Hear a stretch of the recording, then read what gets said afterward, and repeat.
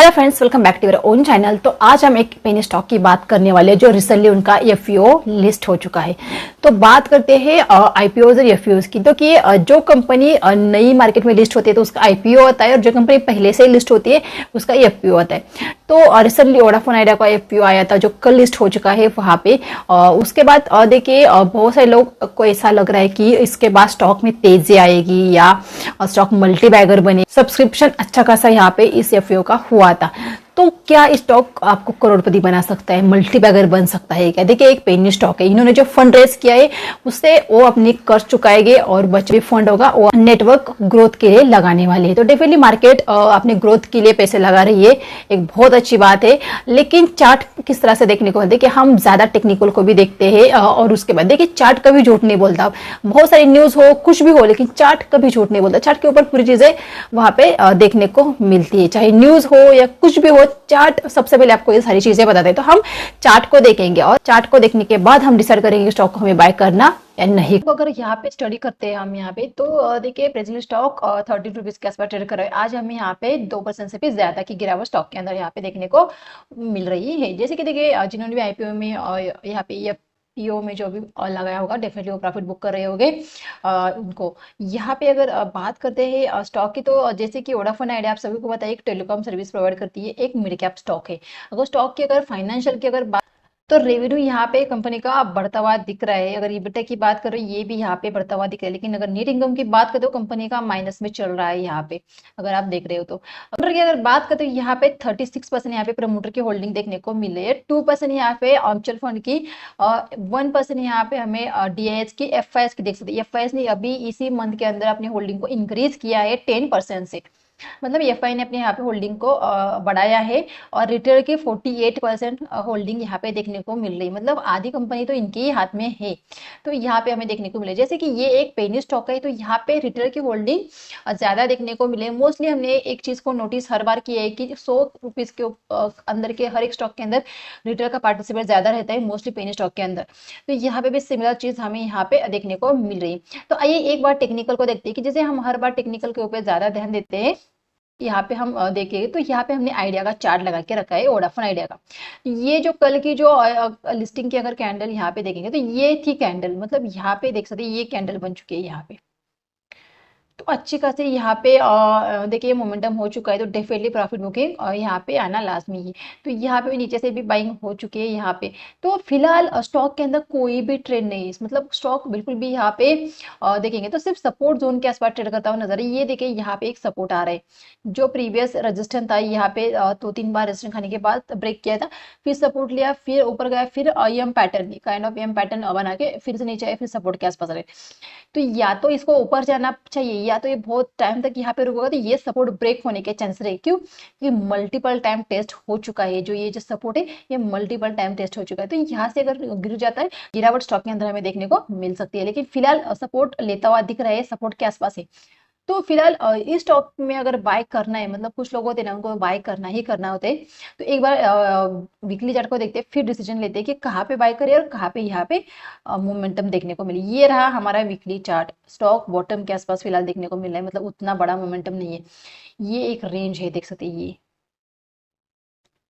यहाँ पर बार बार सपोर्ट ले रहा है, ऊपर गया फिर नीचे, फिर ऊपर गया, फिर यहाँ पे नीचे आ रहा है।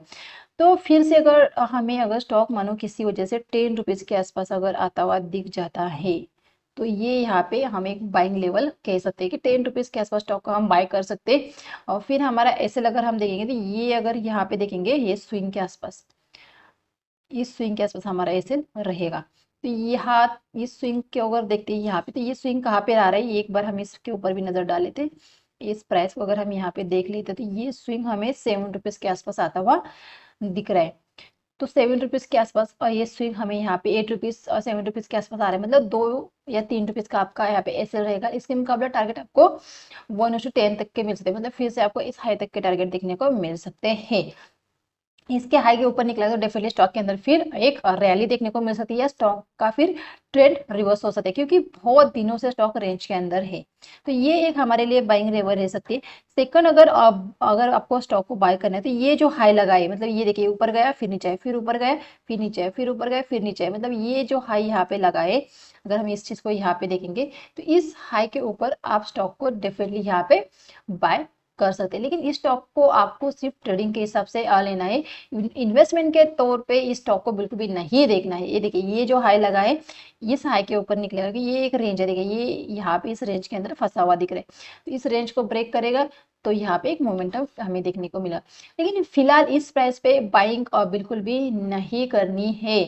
यहाँ पे बाइंग करोगे तो ये मिडल पॉइंट आ रहा है, तो यहाँ पे फंस जाओगे, तो यहाँ पे फंसने के चांसेस ज्यादा रहेंगे। तो इसलिए फिलहाल स्टॉक में न्यूज है, तो न्यूज के चलते एक कैंडल ऊपर एक कैंडल नीचे हो सकती है, लेकिन बड़ी ग्रीन कैंडल को देख के बिल्कुल भी स्टॉक के अंदर एंटर मत कीजिए। इसके अलावा जो भी न्यूज है मल्टीबैगर बनेगा, मल्टीबैगर बनेगा, भाई बनेगा तो कुछ तो लेवल ब्रेक हो गया, मल्टीबैगर बनना है तो उसको इस हाई के ऊपर तो निकलना ही पड़ेगा ना। जब इस हाई के ऊपर निकलो डेफिनेटली फिर रोकने वाला कोई नहीं, क्योंकि देखिए बीच में कुछ भी यहाँ पे दिखने को फिलहाल नहीं मिले। अगर यहाँ से निकलेगा तो डेफिनेटली 50 रुपीज या 70 रुपीज के आसपास जाता हुआ दिखेगा, तो फिर अच्छा खासा प्रॉफिट हमें देखने को मिलेगा, क्विक मोमेंटम हमें देखने को मिलेगा। लेकिन फिलहाल स्टॉक को लेवल को तो ब्रेक करने दो, स्टॉक को रेंज से बाहर तो निकलने दो। सिर्फ न्यूज में आई, यहाँ पे सब्सक्रिप्शन अच्छा हुआ, इसके चलते स्टॉक में बिल्कुल भी एंटर कर नहीं करना है। और एक बात, जो ये पेनी स्टॉक है इसको भी ध्यान में जरूर रखिए, पेनी स्टॉक के अंदर इन्वेस्ट करते समय इस चीज को भी ध्यान में रखिए। जैसे कि कंपनी यहाँ पे अपने ग्रोथ के ऊपर कामकाज कर रही है, उसके लिए उन्होंने फंड रेज किया है, इसके अलावा अपना लोन भी यहाँ पे कम करे, तो ये दोनों एक अच्छी बात है। लेकिन ये हमें फिलहाल चार्ट के ऊपर नजर नहीं आ रही है। अगर अच्छी बात होती तो डेफिनेटली हमें मोमेंटम ऊपर की तरफ डेफिनेटली देखने को मिलता है, या यहाँ पे एक रेंज के अंदर स्टॉक है, या तो हमें एक ट्रेंड यहाँ पे शुरू होता दिखता था। कि फिलहाल कोई भी यहाँ पे हमें इस तरह से साइन देखने को नहीं मिल रहा है। तो इसीलिए स्टॉक को अगर बाय करना है तो वेट कीजिए, फिर हम स्टॉक को डेफिनेटली बाय करने के लिए रेडी रहेंगे। या तो हाई को निकालने दो, या तो 10 रुपीज के आसपास आएगा तो 7 रुपीज का या 8 रुपीज का एसएल डाल के 2-3 रुपीज के एसएल डाल के हम यहाँ पे बाइंग की पोजीशन लेंगे, क्योंकि यहाँ पे मल्टीपल टाइम स्टॉक ने यहाँ पे सपोर्ट लिया है। तो इसी तरह से हम यहाँ पे स्टॉक के अंदर एंटर कर सकते हैं। लेकिन फिलहाल के लिए स्टॉक को अवॉइड करना यही बेहतर रहेगा मेरे लिए। तो आप खुद भी जाइए, इन सारी चीजों को एनालाइज कीजिए, आपको किस तरह से स्टॉक लग रहा है, फंडामेंटल लग रहे हैं, इन सारी चीजों को आपको खुद को एनालिसिस करना भी आना चाहिए, तभी आपको स्टॉक में वहां पे इन्वेस्ट करना है, स्टॉक में ट्रेड करना है।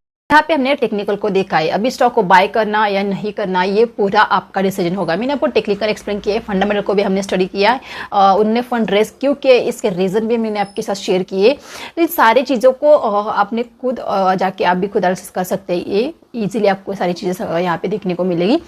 इसके बाद बात आती है मल्टीबैगर बनेगा, करोड़पति बनाएगा या रोडपति बनाएगा। देखिए पेनी स्टॉक के अंदर आप कभी भी अपने पैसे को इन्वेस्ट करते हो तो उतने ही पैसे को इन्वेस्ट कीजिए जितने लूज होने पर आपको ज्यादा अफसोस ना हो। मल्टीबैगर बनेगा तो बहुत अच्छी रिटर्न्स आपको देखने को मिले, और किसी कारण अगर स्टॉक में गिरावट हो भी जाती है तो आपको ज्यादा फर्क नहीं पड़ेगा। तो इसीलिए मैं हमेशा कहती हूँ कि पेनी स्टॉक के अंदर आपको उतने पैसे को इन्वेस्ट करना है जितना आप वहाँ पे लूज कर सकते हो या बेयर कर सकते हो। तो इस चीज को आपको ध्यान देना है, और कभी भी स्टॉक को सिलेक्ट करते समय सारी चीजों के ऊपर खुद एनालिसिस करना है, उसके बाद आपको डिसीजन लेना है कि स्टॉक को बाय करना या नहीं करना है। तो देखिए वीडियो अच्छा लगे तो लाइक कीजिए, चैनल को सब्सक्राइब नहीं किया तो सबसे पहले जाके चैनल को सब्सक्राइब कीजिए, फ्री ऑफ कॉस्ट है, वहाँ पे कोई भी पैसे आपको पे नहीं करने, चैनल को सब्सक्राइब करना।